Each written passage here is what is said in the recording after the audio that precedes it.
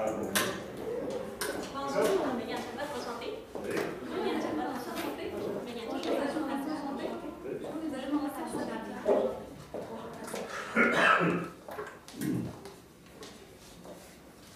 Donc, l'équipe numéro 3 pour le cas d'entrepreneuriat au niveau collégial. Je vous lirai les instructions du cas pour ensuite laisser les juges se présenter un par un. Vous disposez de 15 à 20 minutes afin de présenter votre solution au juge. Le temps s'écoule à partir du moment où un membre de l'équipe débute la présentation. Je vais vous montrer le temps restant à l'aide de carton lorsqu'il vous restera 10 minutes, 5 minutes, 2 minutes, 30 secondes et les 10 dernières secondes vous seront indiquées à l'aide de mes doigts. Si l'un des membres de l'équipe continue à parler à la fin du décompte, je vais le signifier, la présentation s'arrête dès cet instant. Si vous faites moins de 15 minutes, il y aura une pénalité d'1 point par 30 secondes manquantes. Important de ne jamais mentionner le nom du cégep lors de votre présentation.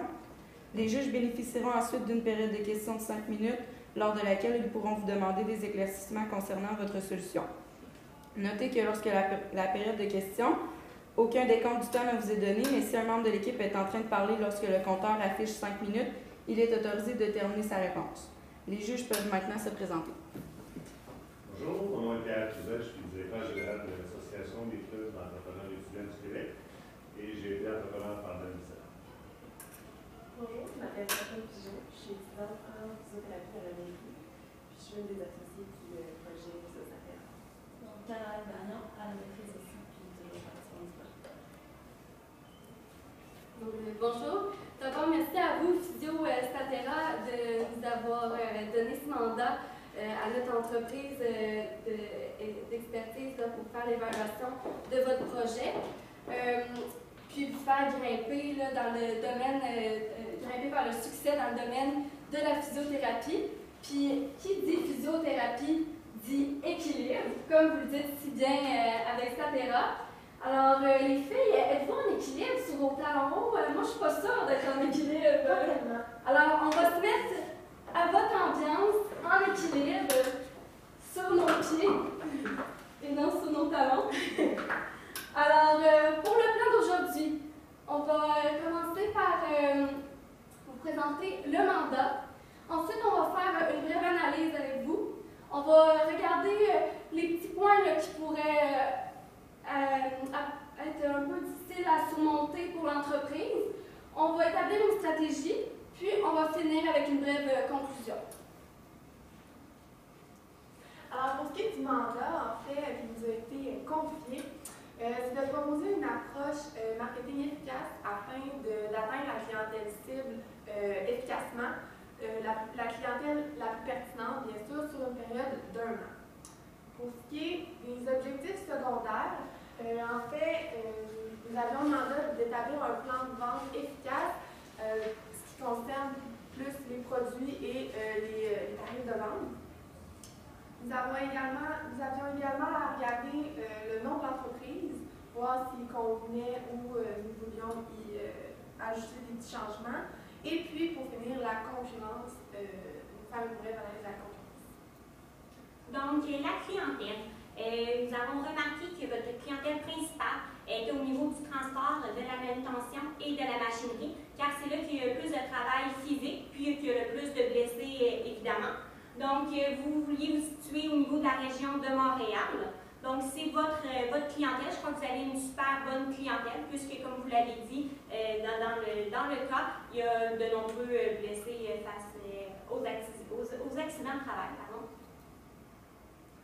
Pour ce qui est de l'analyse externe, on va y aller plutôt pour commencer avec les points positifs. Alors, c'est certain que vous offrez un service unique aux clients, c'est-à-dire que vous avez une grande expertise aussi, comme on l'a mentionné. Vous offrez une très grande personnalité, une très grande flexibilité, étant donné que vous vous déplacez. Vous avez dit également que les clients voient ça comme un très gros avantage. Ensuite, vous offrez des programmes personnalisés. Puis pour finir, vous désirez offrir un prix concurrentiel afin d'attirer le plus possible de clients. Pour ce qui est des points à améliorer, pas à améliorer, mais à considérer qui pourraient peut-être être un peu dérangeants, c'est question de logistique.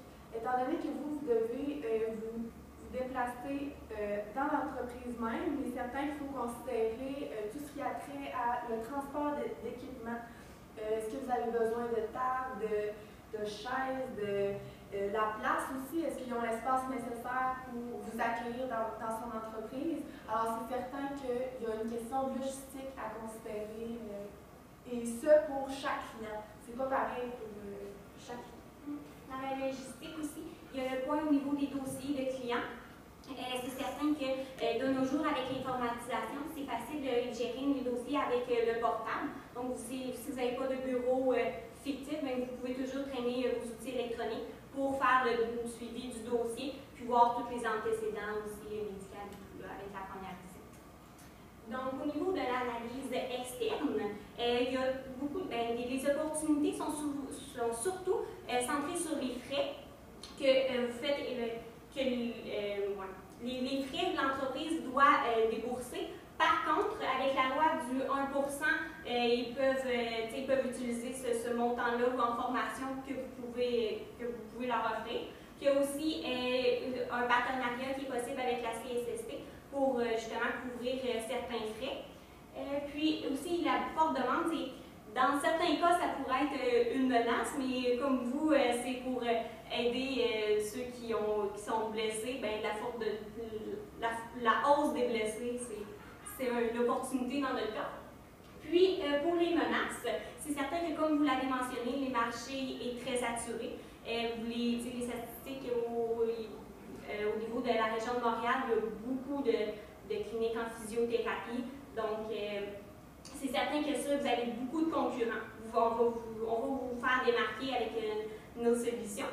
Puis, la variété des services, comme vous avez mentionné, vos concurrents offrent plusieurs services où vous êtes spécialisé dans la physiothérapie. Donc, c'est certain que si un client se déplace chez vos concurrents, ils peuvent avoir plusieurs services en même temps. Mais on va essayer de le mettre à notre avantage aussi. Puis, la flexibilité des concurrents, c'est certain qu'ils sont 7 jours sur 7, 24 heures sur 24. Donc, nous aussi, on va essayer de travailler là-dessus pour venir chercher les avantages de nos concurrents, puis de nous les attribuer aussi, pour pas que ça nous nuise. Alors, il y a une certaine analyse de marché qui a été dans le cas, puis qu'on trouvait très intéressante à mentionner lors de notre présentation. Une étude de cas qui a été faite tout récemment, en 2016, puis auprès de notre clientèle cible. Puis elle révélait plusieurs informations intéressantes, telles que il y a 65% des répondants qui éprouvaient des maux de dos en lien avec leur mauvaise posture au travail, tout ça. Donc on voit que la demande est là, le besoin est là. Puis 85%, c'est quand même un chiffre important à considérer qui éprouvait un intérêt pour ce qui est des soins, puis la consultation en physiothérapie. Également, 75% qui affirmaient vraiment être prêts à débourser pour obtenir un certain montant, un certain traitement.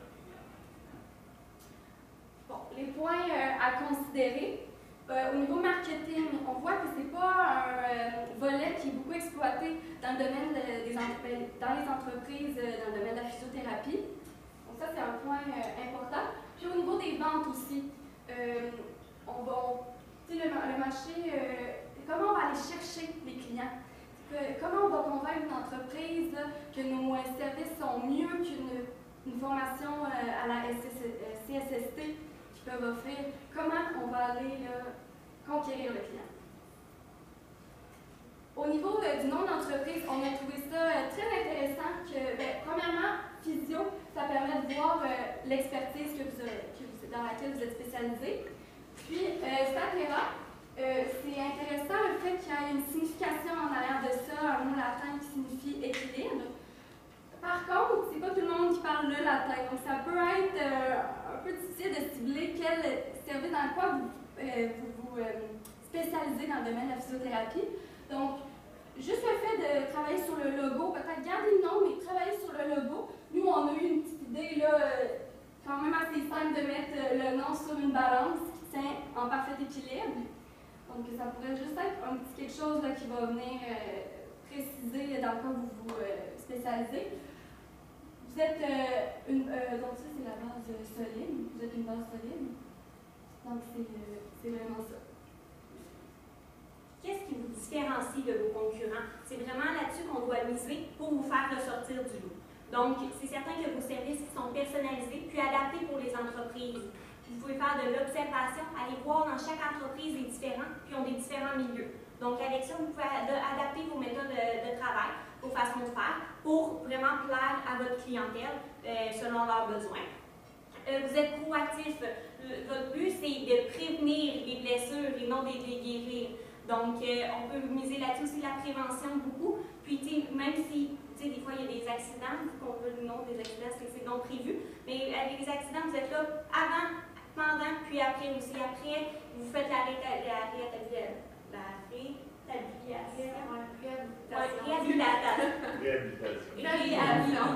OK.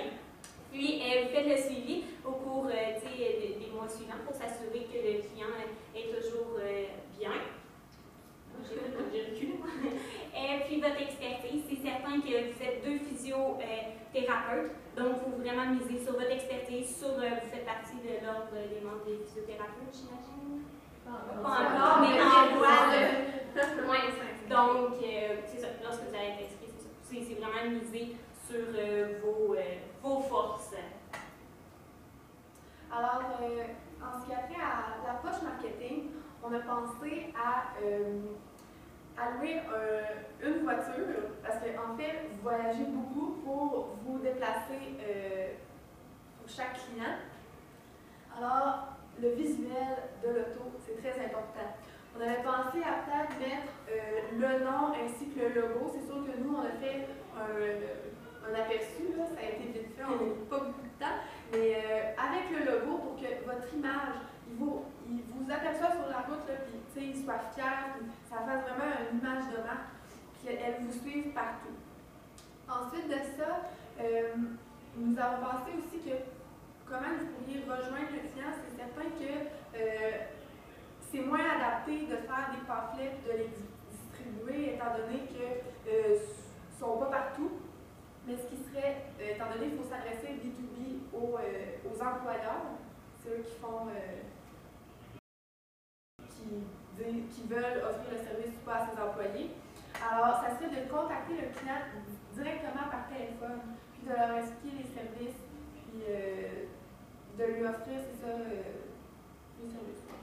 Après ça, l'événement cocktail, je vais te laisser parler. Oui, bien, pour se différencier des autres entreprises dans le domaine de la physiothérapie, nous, ce qu'on a pensé qui serait intéressant pour vous, c'est d'organiser peut-être une fois durant l'année un événement sous la forme d'un cocktail 5 à 7 avec des petits bouchées, un petit cocktail, puis qui rassemble, où vous allez rassembler tous les employeurs que vous ciblez là, dans votre clientèle cible, les employeurs qui ont des compagnies de manutention, tout ça, les rassembler ensemble, puis pas faire une formation, mais mettre au point, là, renseigner les gens sur les nouvelles technologies qui sont utilisées au niveau de la physiothérapie pour faire le moins d'efforts, sans qu'il y ait le moins de risques. Par exemple, une nouvelle technologie pour transporter des boîtes, pour éviter que les gens se blessent. Ou aussi les nouvelles techniques à la fine pointe qui sont vraiment dernier cri dans le domaine de la physiothérapie. Puis en même temps, cet événement-là, ça pourrait être intéressant aussi pour les employeurs de faire du réseautage avec les autres employeurs dans le même domaine. Donc c'est du réseautage en même temps, ce qui serait intéressant autant pour vous faire connaître, puis pour rendre votre entreprise plus intime avec vos clients. Puis aussi pour les employeurs qui vont gagner à aller là, soit pour se faire des contacts ou discuter d'affaires, puis être au courant de ce que vous offrez. Donc, au sujet de vos ventes, vous avez demandé de faire une liste de prix. On a misé sur le fait que vous n'aviez pas de frais fixes, vous n'avez pas de loyer, vous n'avez pas d'électricité et tout. Donc, toutes ces charges-là que vous économisez vont faire diminuer vos prix. Puis, on va miser sur l'économie de temps que vous faites faire aux clients que vous avez, puisqu'ils n'ont pas à se déplacer dans un bureau quelconque. Vous vous déplacez vous-même. Puis, OK. Puis, c'est ça. On va aussi, je vais passer tout de suite à l'autre, offrir une formation gratuite première que vous allez vous rendre en entreprise, vraiment faire le tour avec l'employeur, voir les employés, comment ils font leur travail, puis vous allez pouvoir vraiment analyser leurs besoins, puis vous allez pouvoir, l'employeur va pouvoir voir, en fond, vos intérêts, puis voir votre approche, en fait, avec vos différentes techniques. Puis, c'est ça, vous allez vraiment personnaliser la formation au niveau des besoins de l'employeur en tant que tel, dépendamment si vous êtes dans une usine ou quoi que ce soit. On a été avec toujours sous la moyenne pour ce qui est au niveau des prix. La première visite était de 64,99 $. On commence avec un prix plus bas pour le prix de pénétration, avec un chiffre non arrondi pour c'est plus tentant pour les compagnies. Puis sinon, des visites régulières. C'est 54,50 $ par visite pour des durées de 30 minutes. Puis, ça va continuer. Alors, pour ce qui est des tarifs, en fait, nous, ce qu'on a pensé, plutôt qu'offrir comme à 10 consultations, on offre un 5% sur le prix de la prochaine consultation. On a pensé qu'étant donné que c'est pas toutes les compagnies qui ont le même nombre d'employés, donc avant que telle compagnie ait 50 employés, ben, peut-être qu'une en a comme juste 50. Alors, c'est pas tous ces employés qui vont prendre vos services. Alors, on fait ça on avait pensé faire ça selon le nombre de pourcentage de clients.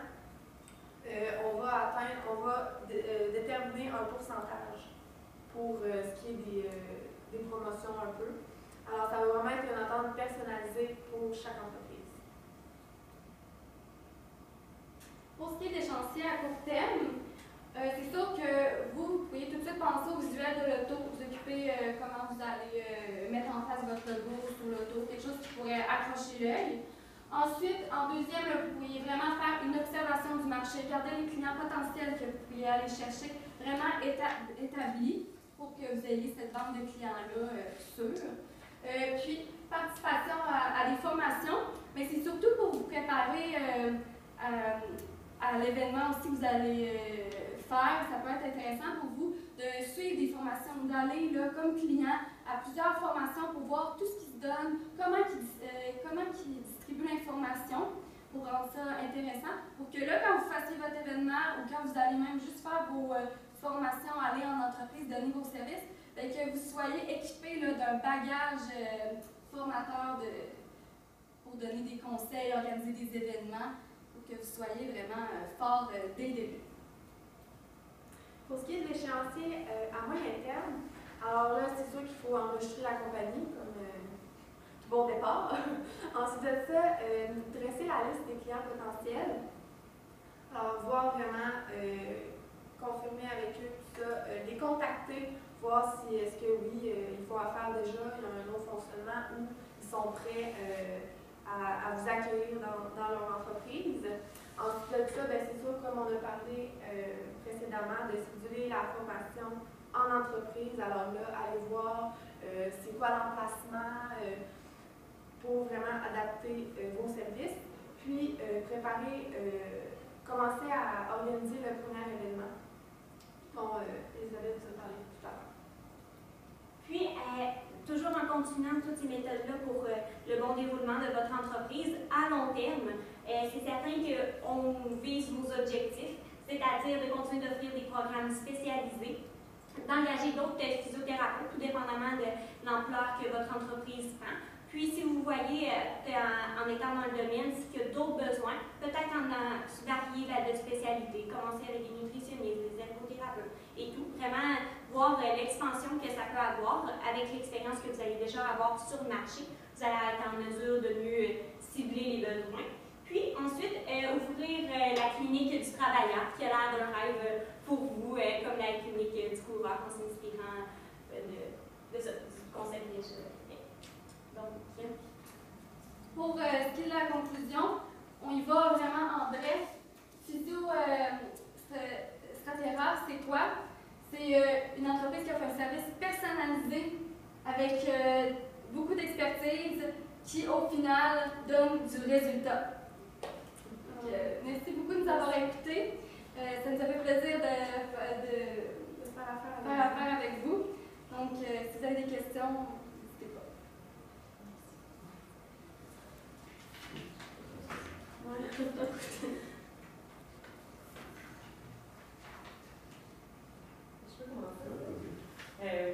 En fait, j'ai quand même beaucoup aimé votre petite touche personnalisée au début avec vos suivis. J'avais raison d'enseigner. Je pense que vous avez bien compris un peu notre mission et notre concept. Par contre, j'avais une question pour les prix. Vous dites on peut mettre des prix moins élevés parce qu'on n'a pas de frais fixes. Par contre, on a quand même beaucoup de pertes de temps puis aussi beaucoup de déplacements. C'est quand même non négligeable, fait que de mettre des prix plus faibles. Bien, c'est certain qu'en ce moment, comme le 64 et 99 est 3 $ sous la moyenne. Donc, c'est moins élevé que la moyenne des prix, mais c'est quand même, je veux dire, c'est quand même acceptable. Là. On n'a pas baissé de 15 $ non plus parce que justement, on est conscient que vous avez des charges de déplacement, puis le kilométrage, l'essence et tout, là, c'est certain que c'est à prendre en compte. Moi, j'aimerais ça qu'on m'explique au niveau du pourcentage des tarifs, du nombre de clients à attente personnalisée. Je ne sais pas, vous êtes basé là, pour.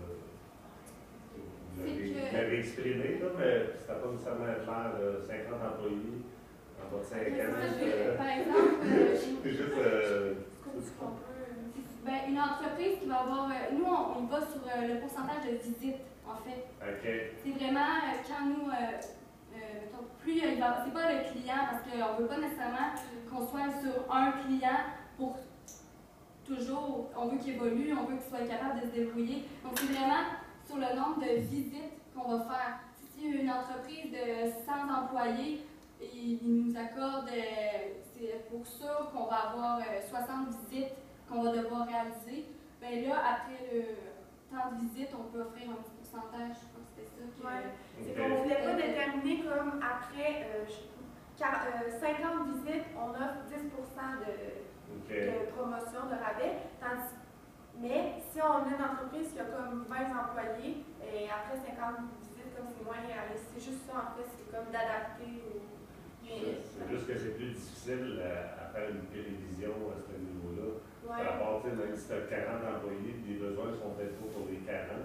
Ouais, c'est ça. Après ça, de quelque façon, tu vas facturer ces personnes-là, par rapport à l'application, parce qu'on ne peut pas attendre à la fin de l'année à savoir combien de visites qu'on a fait pour établir le coût que ça coûte. C'est sûr que ça pourrait être établi, ça pourrait être pris en compte. On pourrait peut-être établir sur des plus courtes périodes.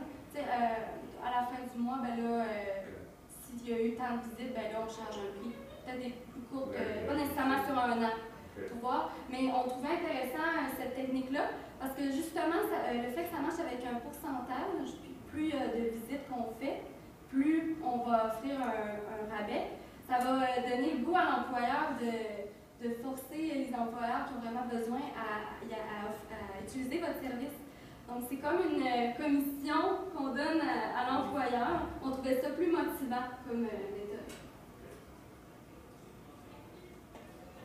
Mais juste pour ajouter, malheureusement, c'était notre offre ne nous permet pas de donner des rabais pour les visites. OK.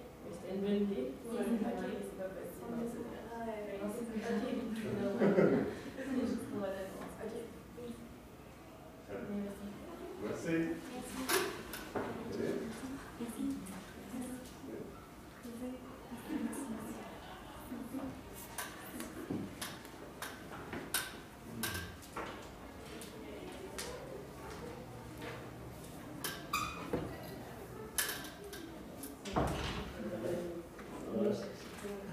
18 minutes 30 la présentation.